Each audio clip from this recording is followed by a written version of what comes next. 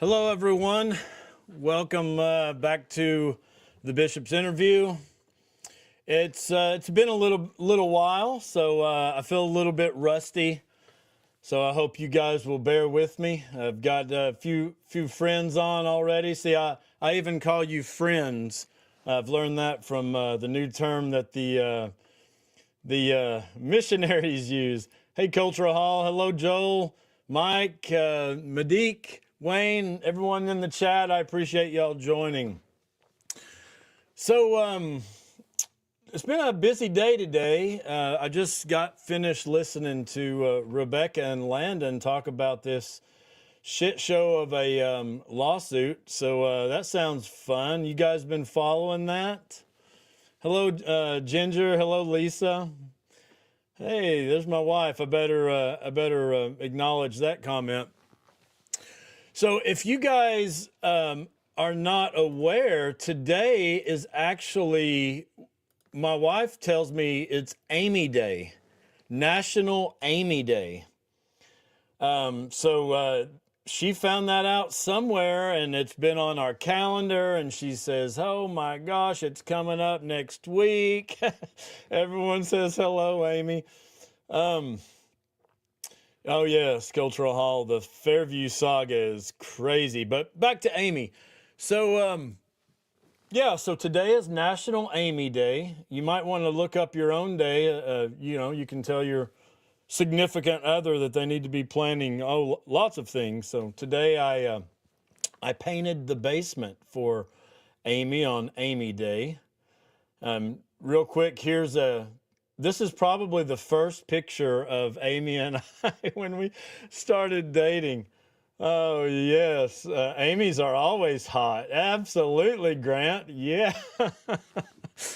Amy says it's my day today. So oh yeah, it's been a full day. I've had mask on and paint sprayer, and we're getting our basement all ready to actually our daughter and her husband is going to move back home and live in the basement for a little bit while they save some money. So anyway, so I've been busy today, but I've missed you guys. There for a while, I was hitting it every day last week, so I feel a little bit rusty. And honestly, this topic has just kind of been swirling around in my head. So we're just going to hopefully discuss it together. This kind of thing is tough when I'm all by myself, but I'm relying on the good people in the chat. So feel free to chime in and help me out and tell me where I'm wrong or tell me where I'm right. So since we are talking, it is Amy Day, I want to mention one thing. This isn't necessarily on the topic that I wanted to talk about, but so you guys know by now that my wife is she's shy. She's quiet unless the kids are acting up or if I'm in trouble for some reason. But she's quiet, she's shy.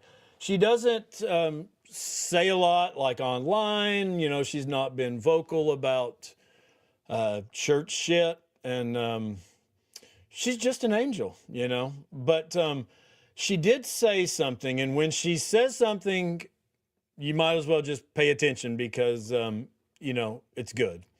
And I wanted to share this. So if you guys haven't, if you're not friends with me on Facebook, you probably should be. It's a fun place. But so I posted something the other day. It was one of those older talks where this lady is talking about modesty and this lady, she had to add all this fabric into the dress, and it's just a barf of a talk. Okay. Well, anyway, so there were 100 comments, and all I put was very, very important, and everyone watched it, and of course everyone's just disgusted by it. Basically, it's one of those talks where it's it's the woman's responsibility to take care of the men's thoughts. So, anyways, there was a comment that came up, and I loved what my wife said about it. So I just want to go ahead and share it since it is Amy Day. Yes, Tracy, she is. Okay, so here was this comment, and I cut off who it was from on purpose, but she had said, "My soon-to-be ex-husband told me that he would have been embarrassed if I wore a swimsuit I had on in front of his kids. He also told me that if any of our kids or their spouses ever wore a bikini to our pool, they would not be welcomed." So this comment kind of came, basically saying my ex-husband was such a bad guy, terrible guy, and he wouldn't even, he would freak out with a bikini or whatever. And so I loved what my wife said, and I just want to read it here. It says, "That is what the church has taught him. We were told by prophets, apostles, to not wear two-piece bathing suits. So it isn't necessarily his fault. It is the church's. If we follow the church's teaching and don't pick and choose which ones we want to be obedient to, then that one should be followed. I followed it and expected it out of my children and their girlfriends until I realized that it and everything else, including the first vision, multiple accounts, book of Abraham, polygamy, racism in the church, etc., has all been made up by men. It was heartbreaking to realize, but also eye-opening. I have never felt more peace with any other decision in my life than the decision that I don't have to believe in a church just because that's what my family felt like they needed in their life. But if it actually was the one true church, then I would agree that we should do whatever Heavenly Father and Jesus tell our prophets, apostles, tell us to do." So you see what she's pointing out, and this is so freaking aggravating, because for the past damn 2 years, this is what our life has been. It's been like, on one hand, pointing out this problem, like, oh, I can't believe that this, or I can't believe that. But then, like she points out in this, those, and I was referring to people, my mom did this, my dad did this, my wife's mom's, was very strict on, what they wore. And on this comment, my ex-husband was a terrible guy. But like she's pointing out, that is what the church teaches. And so we can't fault the people, really. I fault the church. I can't fault this lady's ex-husband. He's a believer, and he is simply enforcing what is taught. And my wife did the same thing for 44 years. She wore her garments. If she was going to the lake, she wore them, changed in the car or whatever, And so I just love that she was pointing out in a great way. There's a story that I would love to tell sometime soon that happened in my wife's family. But in a way, it makes, someone kind of out to be a bad guy. But it's not. It's only that she was doing what the church taught her to do. And I could tell you all kinds of things that have happened in my own family. And ultimately, it's not their fault. They're doing what the church has taught. And so, as my wife points out, I don't know why it's that color, but as my wife points out, we have to place the blame where it belongs. And, of course, there are times that people do things outside of what the church is teaching. But, for the most part, I think most of the problems, it's just simply enforcing what we've been taught, So let me check these comments for a second. Yeah, I get this. I had to get off Facebook for my mental health. I get all of this Amy's hot stuff. Okay, so yeah, okay. So that was my Amy segment. Gotta go back to this. What's the deal with this color? So anyways, yeah, that was our our first picture together. So okay, want to talk about another part of my Facebook. So if I go, okay, I had posted this back on the 17th. I said a simple poll for non-Mormons. Do you believe you will be with, know, or see your loved ones or friends after you die? Meaning in heaven or the next life or whatever you call it. No need to post scriptures. A simple yes or no is sufficient. Or maybe your answer is if they are saved. Okay. So I live in East Tennessee, and most of my Mormon friends have dropped me by now because I'm such a loudmouth. I have lots of Baptist or just other friends. And now I have lots of Exmo friends, which is great. I think after my Mormon Stories interview, my friends list went up by like 1,000. So that's cool. But anyways, so most of my Baptist or whatever, Catholic or whatever friends, they have stayed around because, you know, they want to see this Mormon dirt or whatever. So I thought this was interesting because let me just scroll through some of the answers that I got, and I think you can imagine what they would be. Oh, how do I get to? Okay, here we go. So if I go to my page, you can see this, right? Yeah. If I go to my page and a bunch of bullshit that I've posted. Okay, here we. Oh, there's my thong. Got to get off that. All right, here we go. Okay, simple poll for non-Mormons. All right, 137 comments. Now, if we look at these,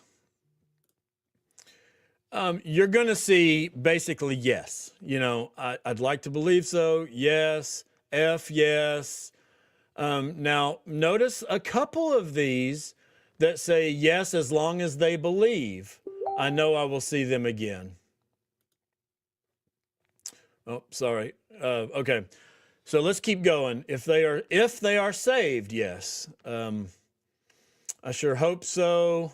There's my sister that says it makes sense to me. If there's an afterlife, yes, yes, yes. Remember, this is non-Mormons. Yes. There is an occasional no. Yes, yes, yes. There's a paragraph. I'm not sure what that was, but you know, yes. There is a very few. This guy is Exmo. There's very few no's on here. There's a no. Okay, you get the point. So, let's see. Okay. So the first point I wanted to make is in our church, and we're going to talk about this in just a second, we basically fabricate a problem that does not exist. All of my friends from various denominations all believe and just go to a funeral. You know, I can't wait to see whoever, you know, when I die. Like everybody believes already that they will see, be with, know, you know, their loved ones. So first of all, that's the first point, you know, that I've just been thinking about. It's like, there's no issue. There's no problem to solve. And so in Mormonism, what we do is we create a problem, and the missionaries go around and they're trained. Like if you have a death in the family, you know, knock, knock, knock. We have something for you. It's like they're trained to go around and give this message, but everyone already believes that. So In other words, we create the problem and then we say, oh, and we have the solution, and it only costs you 10% of your income. So, that was the first point that I just wanted to bring out, that there's no problem. Everybody already believes this. All right. Let me check the comments for a second. Love to see just something like that. That's just how it is. Okay. Yeah. All right. So next, you guys have seen this ridiculous, idiotic Brad Wilcox talk from Alpine. If you haven't, you need to look it up. Just Google Brad Wilcox Alpine. So this is a very interesting talk, and I actually planned to go over this whole thing with a non-member and see how they feel about it. This is the talk that Brad Wilcox has been made fun of, rightfully so, over and over and over. And it's like, maybe we're asking the wrong question. Well, why didn't the blacks get the priesthood until 1978? Well, we should be asking, why didn't the whites get it until 1830 or whatever? Just ridiculous, idiotic, stupid comments. And so a lot of that talk gets referred to for different parts, but I want to play another part. Now, early on in my deconstruction, I was at work, working on a house, had my earbuds in. My sister, who was out of the church 6 years ago, she left while I was bishop. She sends me this talk and she says, OMG, have you seen this? And I'm like, no, what's that? So I put it in and she's like, oh my gosh, it's terrible. You gotta watch it. So I put it in and I keep waiting for like the punchline. I keep waiting for the problem. I'm like, I don't really hear what the problem is. Like, this guy is this is Mormonism. Like, he's just saying what we believe. Now I realize what was going on is he was saying the quiet part out loud, the part that we don't usually talk about, the part that will, elbow each other and say, yeah, it's really this, or we might whisper in elders' quorum, but we just don't talk about it publicly. And here Brad Wilcox is saying all the stuff. This is the same talk that he talked about, that everyone else is just playing church, kind of like your kids will play house, or they'll set up their stuffed animals and they'll play house or whatever. Other churches are just playing church because they don't have the authority. So I want to play one specific part, and this bullshit, I know you guys have heard. I've heard my own family member say this type of thing. And what I'm referring to is, no, I won't tell you. Let's just play it first. Let me present my screen. All right, Alpine. Okay, let me make sure you can hear this. You should be able to hear this. All right, 3830, okay.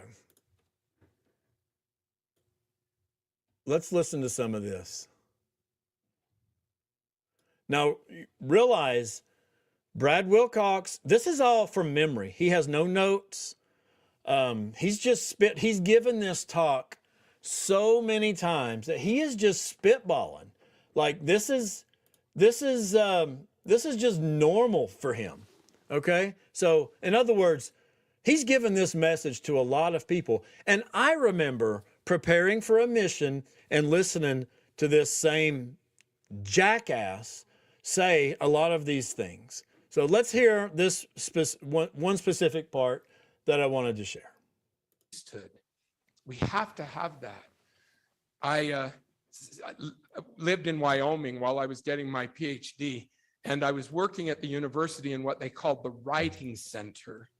And in the writing center, people would come and get help with their papers, and I would supervise a few tutors who worked there with me. Well, one girl came late to work, and I said, "Where have you been?" She says, "I'm sorry, but I was at my wedding rehearsal, and I'm just so upset." I said, "Maybe you shouldn't marry him." And she said, "I'm not upset at my fiance. I'm upset at the preacher." I said, "How can you be mad at a preacher? They're nice." She said, "Well, I'm not mad at the preacher. I just don't like those words." What words is she talking about? Till death do you part. Most churches don't say that anymore. Now they say, as long as you both shall live. It's the same thing.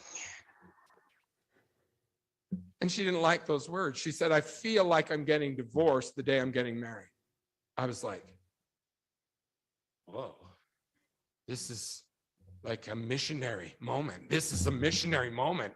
I mean, Brad, come on, don't blow it. Don't blow it. So I said, in my church, we get married in the temple where we are sealed for time and all eternity. And she went, "Oh, I love that."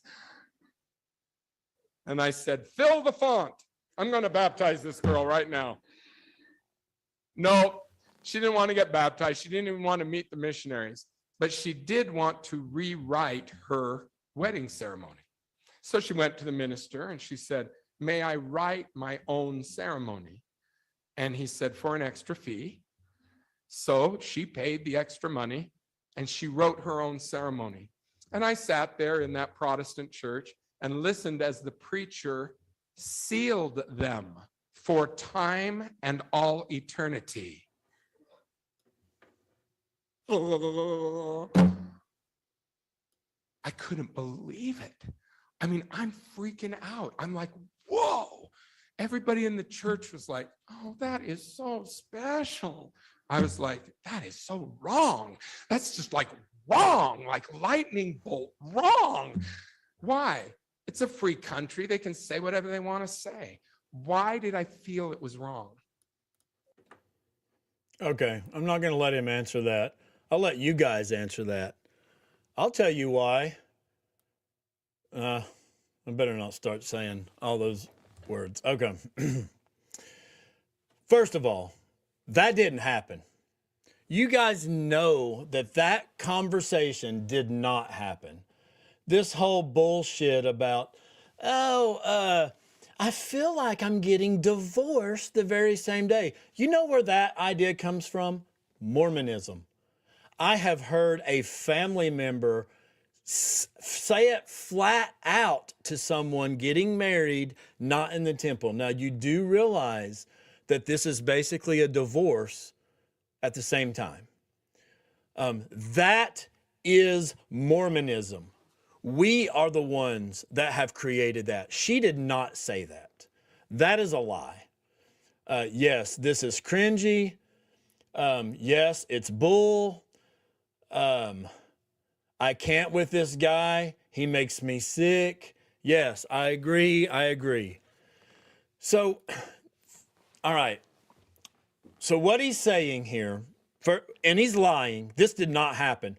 I've been to a lot of non-Mormon weddings as part of my job for the past 14 years. Not every Saturday, but about 30 to 40 and even more times a year I've been at a different wedding. And I've never heard of charging an extra fee to change the wording. No, that does not happen. That doesn't happen. That's a lie. So anyways, that's not even the point. The point is that he is saying it's the same thing. Till death do you part is the same thing as will be divorced when one of us dies. Bullshit. That is not what that's saying. That's simply saying, here we are living this life together. We're both alive and living. And we're married, but when one of us dies, now we are separated in a sense because one's alive and one's dead. Therefore, we are at that point separated in a sense, and that is what is being referred to because one person's alive and one person's dead. It's not suggesting or saying that they would never be together again, but it's till death do us part. We will be apart because one has died. Death has parted us. And Mormonism, and I've heard it my whole life, wants to turn that. Let me take this comment off. Mormonism wants to turn that into oh, well, no other marriage counts. Well, let me just tell you this. I was sealed to my wife in the Atlanta temple. And I realized that some people save their life saving just so they can go to the temple to get sealed. We freely broke it. We freely gave it up. My wife freely took her name off of the rolls because it is not true. It has no more binding authority in the next life than anything else. So that part really bothered me of this talk. Let me just play one other quick part. Let me see where it was. Okay, 54:40. All right.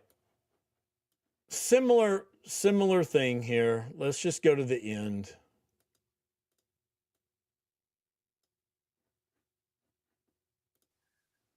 At the direction of Jesus Christ, many Christians follow Christ, and they follow him very sincerely. But we are the only Christians on this planet who are led by Jesus Christ. It's one thing to follow him. It's another thing to be led by him. This is the kind of talk that he gave. It's all other Christian churches suck. All other Christian church, they try to follow, but this one is led by him.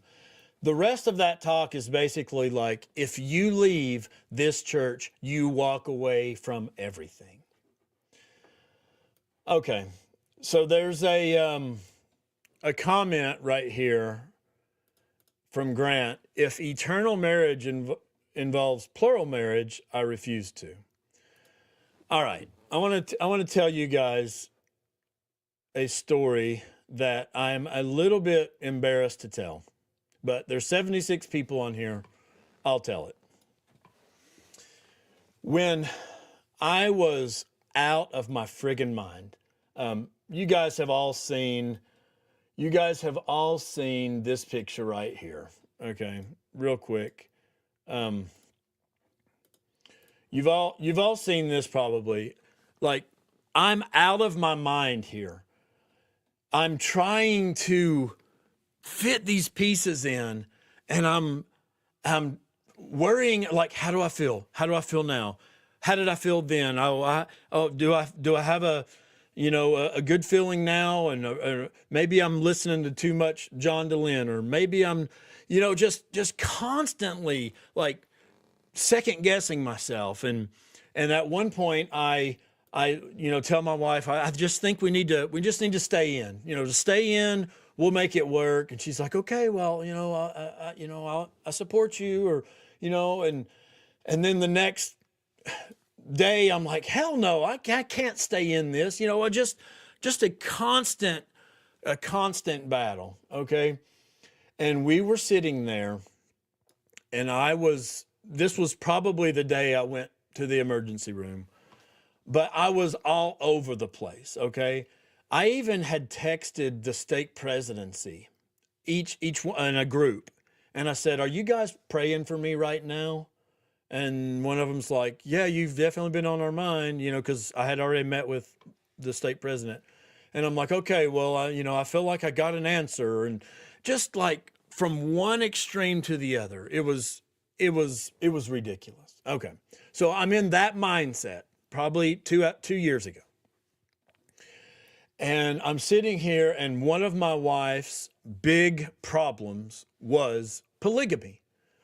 And, hearing these things that Brigham said, that you have to have it to be in heaven, and section 132, which I'm going to get to in a second. So anyways, we're discussing polygamy. And my wife says, look, I don't want heaven if that's what it's going to be. And I turned to her, and this is what I said. And I quote, in the name of Jesus Christ, I promise you that it will not be that way. And if it was, then I would be struck dead this instant. Something stupid like that. Okay. That's what I said. As soon as I said that, the second I said I would be struck dead this second, my phone dings. Bling. I'm like, what the hell? Look at it, and it says 2 weeks. It was a text. It said 2 weeks. Well, I am in the crazy space that everything means something. Everything's a sign. I'm looking for signs in the clouds. I'm looking for signs in the trees. I'm looking for signs everywhere, because God's going to give me a sign to stay or to leave or do whatever. And so I get this text, and that's all it said, 2 weeks. And I literally thought that I was going to be dead in 2 weeks. I was like, I didn't tell my wife that. I just said, but for the next week, I'm like, yep, I'm a goner. I mean, that is how freaking fucked up Mormonism got me. It was just making me into an absolute idiot. And that's the kind of thing that took me to the emergency room. Now, to finish, it's been more than 2 weeks. I'm alive. Okay. It's been 2 years. The 2 weeks was a text from my plumber who was answering, when are you going to come finish this job on this house? And it went a couple days, and he texted 2 weeks. Okay. So that is what Mormonism had done to me. Just absolutely freaked me out. Okay. Now, I'm glad you like that, Tracy. I didn't like it at the time. I thought I was a freaking goner in 2 weeks. I even started freaking cleaning my truck out. I'm like, I don't want to leave her with a dirty truck. Man, embarrassing bullshit, man. Embarrassing. Okay. So let's talk about polygamy. Let's talk about polygamy. I feel like section 132 just simply does not get talked about at church. Like, I do not remember reading it like in class. I mean, of course, I read it, I read it all. I read the Book of Mormon, a few times. I've read the Doctrine and Covenants, but I just don't remember focusing all that much on this. All right. And so I don't know if I feel like doing this, but I was thinking about, this is blackberry moonshine that a friend gave me. I was thinking about doing a drinking game where every time the Lord damns somebody, take a shot.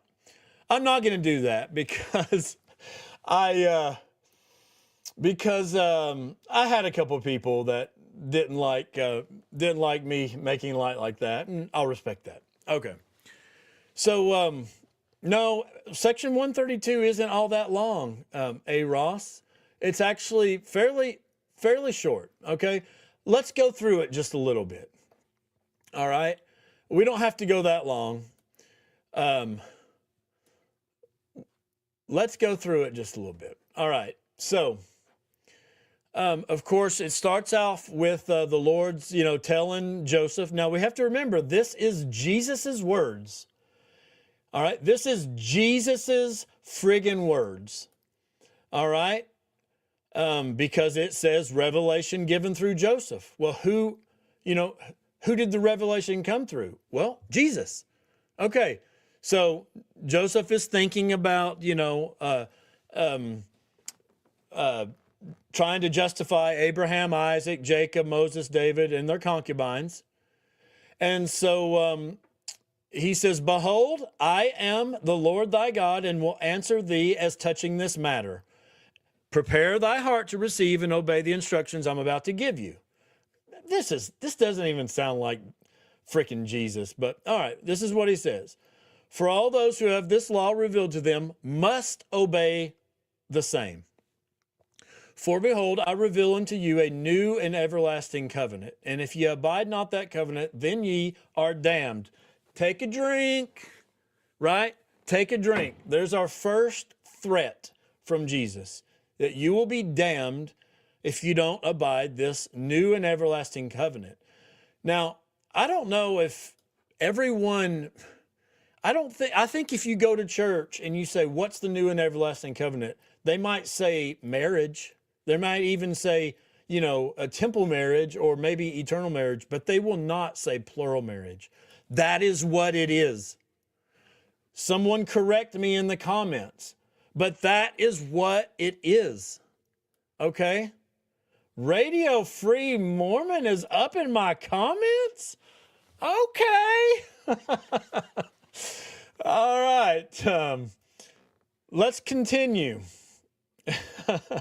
Oh, everybody's got to say what's up, RFM, for a second here.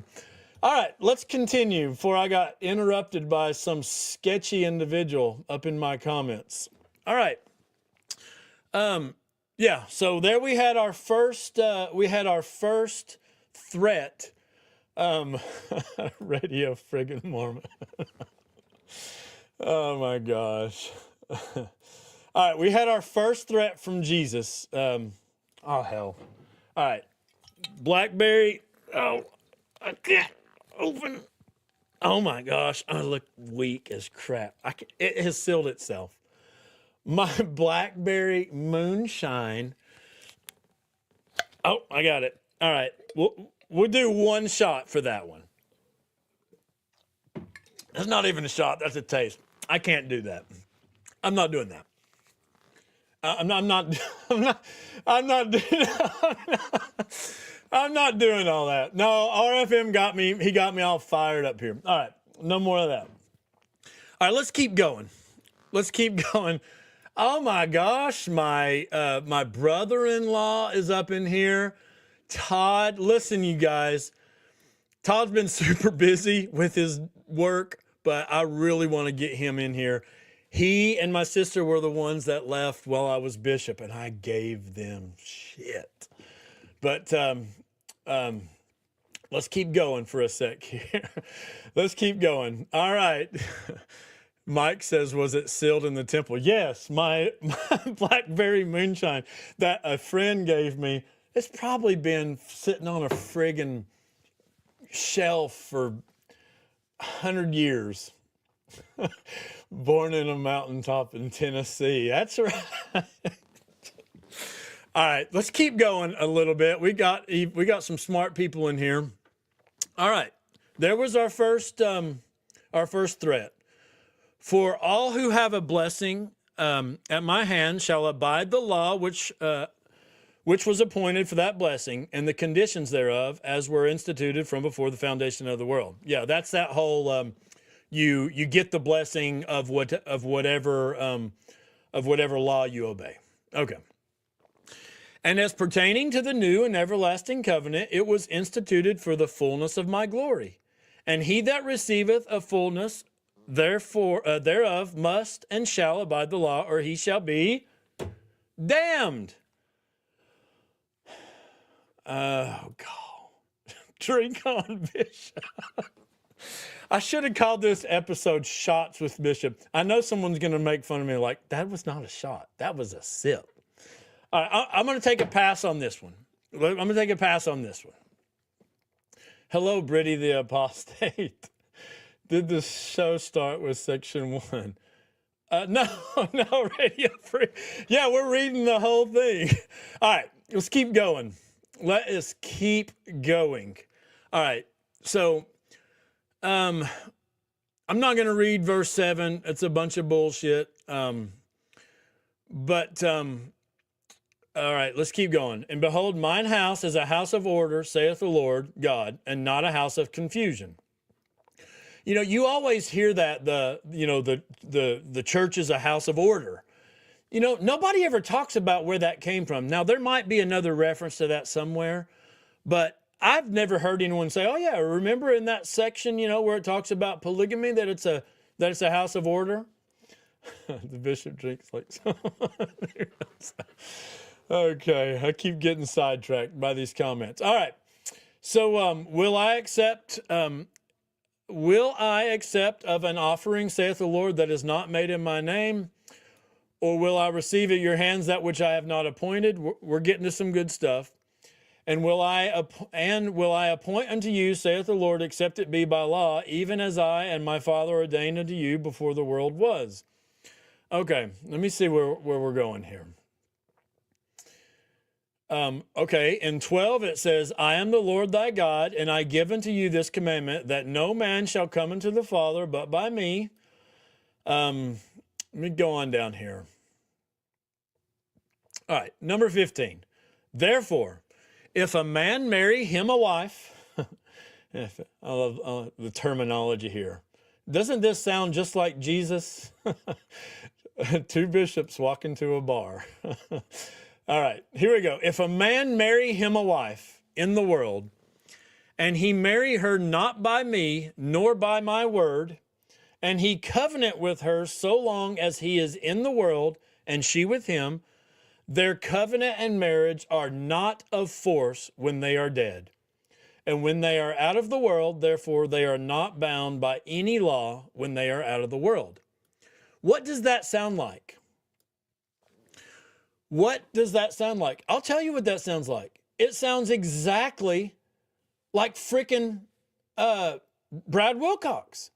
Like Brad Wilcox, for those who are just joining us, we just listened to him say the same thing, which is, if you're not married in the temple, but you're divorced, then your marriage is basically a divorce. We've all heard that. All right. Catching up on the comments here. All right. So, want to keep going. We're not going to do the whole thing, but I want to keep going just a little bit more. Therefore, when they are out of the world, they neither marry nor are given in marriage, but are appointed angels in heaven, which angels are ministering servants to minister for those who are worthy of far more and an exceeding and an eternal weight of glory. Now, if someone wants to clarify this, feel free. But what this is saying, on its face, what it's saying if you read it, that if you are not in what will be a polygamous marriage, then you would simply be appointed as angels to someone else. I mean, that's what I'm reading. That the covenant and marriage are not of force when they are dead. Therefore, when they are out of this world, they neither marry nor are given in marriage, but are appointed angels in heaven. For these angels did not abide my law. Therefore, they cannot be enlarged, but remain separately and singly, without exaltation, in their safe condition to all eternity, and from henceforth are not gods, but are angels of gods forever and ever. All right, let me see here. And 19, and again, verily I say unto you, if a man marry a wife by my word, which is my law, and by the new and everlasting covenant, and it is sealed upon them by the Holy Spirit of promise, by him who is appointed, unto whom I have appointed this power and keys of the priesthood, that they would come forth, and blah, blah, blah. All right. You know, we could keep going because we haven't even gotten to where Emma starts to get threatened. You know, we could take all kinds of drinks then. I think thanks for this. Thanks for subscribing. What we're pointing out here is, number one, Brad Wilcox did the exact same thing that this section does. This section is doing nothing more than claiming that this church has the only authority to do things on this earth that matter. Now, let me just conclude this thought with this picture. And this is a little bit jarring, but you know, this is life. This is a picture of my wife and our daughter, who was stillborn on July 7th, 2011. I have always, and at this funeral that we held, I spoke of this. It's this analogy. I think you guys have probably always, you've seen this before. It's this analogy where you get a string, and you just tie one little single knot in the middle, and you say all of this space before the knot is before we came to earth, and this little knot right here represents this earth life, and they extend, you know, to eternity each direction. But this way is all determined on what happens in this little knot. And that's the analogy I gave when I stood before my family and taught about, you know, that we have this only true church with this exclusive power, and that we are an eternal family.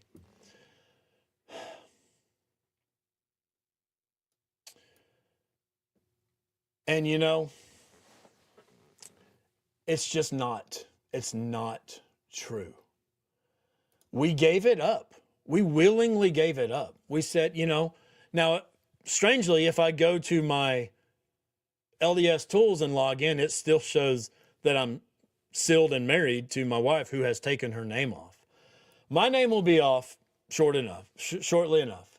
We have freely given it up because it is not true. And we started this episode 48 minutes ago by talking about, well, let me rephrase it. We have just as much chance of being with and seeing and knowing our daughter Paisley now as we ever did, and as any family anywhere on this earth. We do not have an exclusive right to that. And it is shameful that we go around like this Brad Wilcox talk, like section 132, and we say this, and we tell people that what they do doesn't count. It doesn't, you know, it doesn't matter. That's shameful. Now, to circle back one more time to my poll, on my Facebook poll, and I said, you know, do you expect to see your loved ones in the next life? Non-Mormons, non-members, non-Mormons. Overwhelmingly, they said yes. But there were a few no's, or there were a few yes if they were saved, okay? I have a real problem with that. And I just yesterday was talking with a friend from school, and he just said, buddy, no, man, it says right here in the Holy Bible that this, and the other. It does say that. Right after it talks about talking donkeys and flooded earths and all kinds of things. Okay, yes, it does say it there. But just think about it for 2 seconds. You are saying that if these people are saved, then they're going to heaven. What if they're not? They're going to hell? They're going to hell? Is that what they're doing? You know, just think about, I don't know, a kid. He grows up in the, in the projects. He's not taught religion. He's taught drugs, and he's taught whatever. Let's say he gets gunned down at 15. He didn't have a chance. He did not have a chance. Let's talk about a kid in another country who lives his whole life being taught a different religion. They are not getting the opportunity to accept Christ and be saved. Like, I don't understand how people cannot just apply 3 minutes of critical thinking to this problem of, wow, there's no way that can be the way this really is. That you have to be saved. You have to say this little prayer or whatever. I'm sorry. It just can't be that way. Now, for any of you non-members, I know that doesn't sound friendly or whatever. I don't believe the Mormon side either. The Mormon side says, we have that problem solved. We can do all of these things in the temples, and we go in there and they can get baptized. Let me just tell you, you non-members, you go look for your great-great-grandpa. I bet you he's probably Mormon by now, according to Mormons. In other words, your great-great-great-grandpa has had his name read in the temple, and someone has been baptized underwater, and they called out your great-great-great-grandpa's name, and they were baptized for him. And then they had hands placed on their head, this person in the temple, and they said, I confirm you a member of the Church of Jesus Christ of Latter-day Saints for and in behalf your great-great-great-grandpa. Okay, so for you non-members, your great-great-grandpa is a Mormon, according to Mormons. You need to know that. You need to know that. That is how the Mormons solve this problem that I've just simply pointed out by just thinking of some person who never got the opportunity. Thanks, Jeffrey. I feel like I'm just ranting. I'm just ranting. But thank you. Checking a couple more comments here.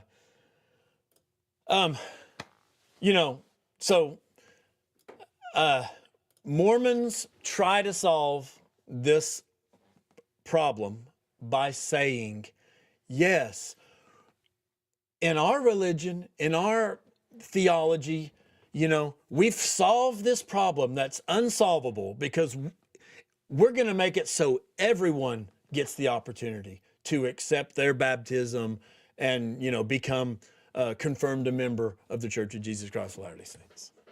So, nice try. I don't believe it. Going back to this picture, I don't know. I don't know what comes after this life. But I will say this. I have just as good a chance to be with this daughter and my living children and my wife as I did as bishop, as I did as a true believing member, and as anybody hearing this has. We do not have some exclusive right to anything in this church. That is my testimony. Now, that's pretty much all I had in my mind. I know there's been a lot said recently about women and how Mormon heaven is actually hell because it's eternal, pregnancies and all kinds of, we could go in so many different directions. Let me just read a couple comments here. This Jessica, I've been chatting with her. I'm gonna do an interview soon. She has some really inspiring stories. Songs has been with me a few times. All these works are not going to save people. Right, Deanne. That's I agree. I'm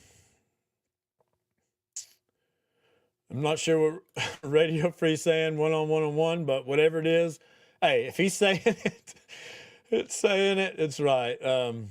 Oh yeah, Jessica says look up Hitler. He is now Mormon. Oh my gosh. Oh, I love this. After something so awful, you're told the church is the most important thing. If you Mormon hard enough, it will all be okay. Went on a mission. What choice did I have? Married in the temple, served. Yep. Oh man. So if any of you guys, I'll tell you what, if anybody wants to come into the studio and just give a thought or two about this whole it's really a paradox, it's of heaven, what it takes to get there. If you guys didn't see the video I did with Danae, she was a friend from high school, non-member, and I said, okay, Danae, in the Southern Baptist view, what do you have to do to be saved, to go to heaven? She told me, and I said, the interesting thing is that all believing Mormons would say they do all of the things you just said. And so I thought that was interesting that, that true believing Mormons should fall into the category of saved according to what everything I've ever heard, admit you're a sinner and accept Jesus and all this kind of stuff. So, yeah, this is Wade Oakton. He says 0.21% of the world population are Mormons. I thought it was 0.02. Is that right? Whatever it is, it's very, very little. It's so little of a percentage that it's laughable that this could be God's great plan of happiness. That it all comes down to this sliver of people. It just can't be. Let me see if anyone is going to jump in here with me or any other comments. I agree, Deanne. Hopefully that's how you pronounce that. Let's see. Oh, wow, Wayne. Bishop, you summarized my feelings almost to the T. Out of all the comments that I have gotten, one of the ones that I appreciated the most was simply one that said, why do your videos just make sense to me? I don't claim to be no friggin' scriptorian. I'm not some Bible know-it-all like, what's his name? Who I love to post because I can't think of his name right now. The Mormon dude, the Bible scholar. That's not me. I know what I've been taught. I know what I've taught people in Argentina on my mission. I know what I've taught as bishop. I know what I've taught my kids. And now I know that it just simply, I was misled. I was lied to. Yeah, Dan. Oh my gosh. That dude, I can't get him figured out. He's so smart. And I got to tell you this real quick while someone's thinking about coming in here, hopefully. I got to tell you this. So I was having an interaction with a friend who is a preacher, Baptist preacher. And he was giving me the whole, man, don't throw the baby out with the bathwater stuff. And man, you just need to come over to Jesus and all this kind of stuff. Thanks, Jacob. Yeah, everybody hit the like button. And we got 85 people on. If some of you haven't subscribed, that would be cool. But so this preacher was saying, you know, you just need to come over to the Jesus side, forget that Mormon stuff. And I was like, buddy, you know, I am on the Jesus side. I do read the Bible, you know. No, you don't. Anyways, I said, I tell you what, check out this video. And I sent him one from Dan McClellan. And, but when, you know, it was just the landing page or whatever you call it. It was a copy and paste. Like he didn't know what I had sent him. I said, let me, you know, this dude is Mormon. Just check this dude out, you know, because in other words, he wanted to suggest that Mormons don't know the Bible. And I said, check this guy out. And I sent him a specific video and he says, okay, well, I'll add it to my big list. I have lots of people I follow. Well, all of a sudden he messages me back and he says, holy crap, dude. He says, that dude is Mormon? I'm like, yeah. He says, I love that guy. He says, I watch him every day. He probably gets all his sermons from him. And he's like, how is he Mormon? I'm like, I don't know, but he is. And I'll admit it, I don't know how he stays Mormon. I don't know if he's true believing, but I know that he has pointed out, you know, things like the Bible was passed down verbally for 50 years. The New Testament was passed down verbally for 50 years before everything was written down. And when they started writing it, it came mostly from one of the apostles' perspective. I mean, all of these things that I've heard from lots of different people, including RFM. But anyways, yeah, so he's great. And it's been a great tool with working with some of these other preachers and things because they all know him. And so anyways, any other thoughts from you guys? There's a link in the chat if you want to jump on with me. But we have talked about my Facebook poll and how almost all of my non-member, mostly Baptist friends, all believe that they will be with their loved ones after this life. And so, and how Mormonism makes a problem and then offers the solution with a fee. And then we talked about Brad Wilcox's talk and the terribleness of it, and how he also there says that you know, that anytime you're even you get married, that you're also getting divorced because you know, it's not going to terrible stuff. All right. Well, you know, I've pretty much ran myself dry. I'm going to have to see if I can hit up this, you know, this blackberry moonshine.